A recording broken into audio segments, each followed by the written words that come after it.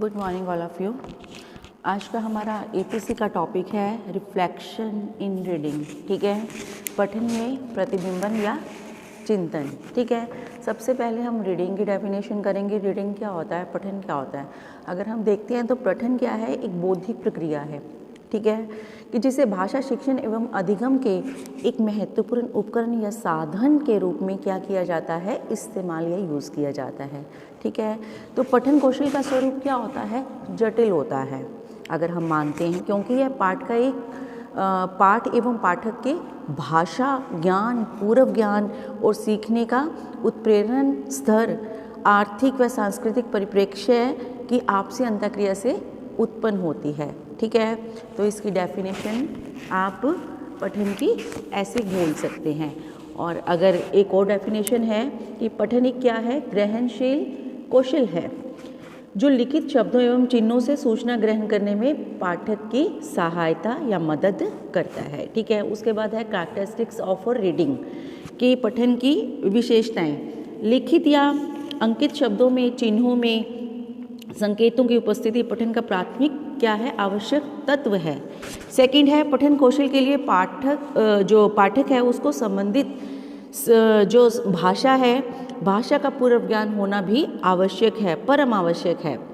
Next है कि पठन भाषा की क्या है, कौशल है जिसका ज्ञान श्रवण व वाचन की कौशल के उपरांत प्रदान किया जाता है। ये क्या है, सारा पठन के बारे में, रीडिंग के बारे में।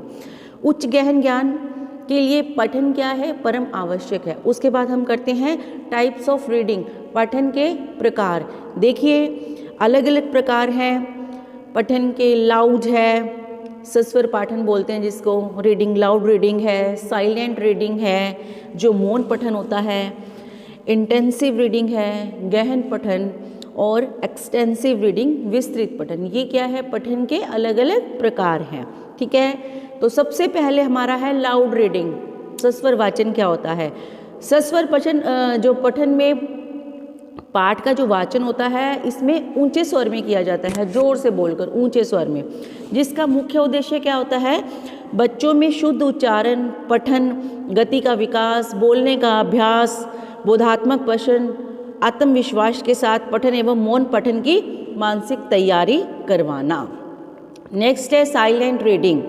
मौन पठन में क्या होता है, पाठ्य सामग्री को पाठक अपने मन ही मन में पढ़ता है, उसमें बोलकर नहीं पढ़ा जाता। ठीक है, तो इस पठन प्रकार का उद्देश्य क्या होता है, विद्यार्थियों की पठन गति को बढ़ाना और अन्य व्यक्तियों की असुविधा को कम करना।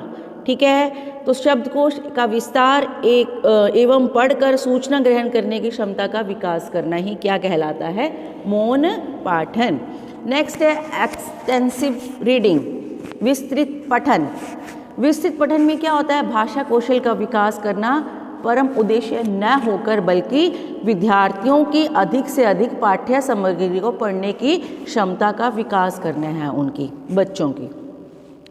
तो भाषा को प्रभावपूर्वक पढ़ना, सीखना, शब्दकोशों का विकास आदि पाठों के मुख्य विचार व भाव जो ग्रहण करने में सक्षम होता है।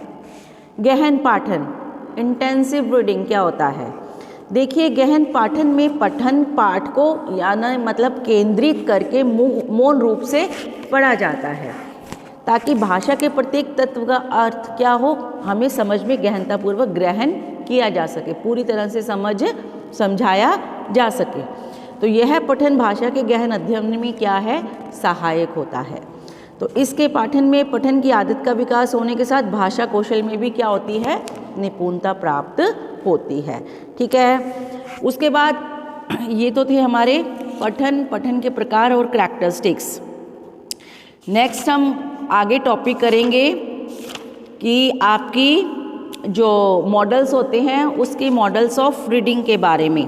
ठीक है, मॉडल्स ऑफ रीडिंग क्या होती है, तो पेज ऑफ रीडिंग प्रोसेस क्या होता है। ठीक है, और basic use of reading process की बेसिक यूज़ पठन प्रक्रिया के प्रयोग क्या होते हैं। तो ये अलग अलग बातें हैं, इसके बारे में हम पढ़ेंगे नेक्स्ट टॉपिक में। तो आज आपको क्या करना है, रीडिंग के बारे में आप जो मैंने बताया उसके वो भी आप उसके बेस पे भी लिख सकते हो, नेट से सर्च करके भी लिख सकते हो। तो किसी भी तरह से क्या है, आपने अपना टॉपिक पूरा कंप्लीट करना है। ठीक है बेटा, तो ये आज के लिए इतना ही है आपका। Thank you.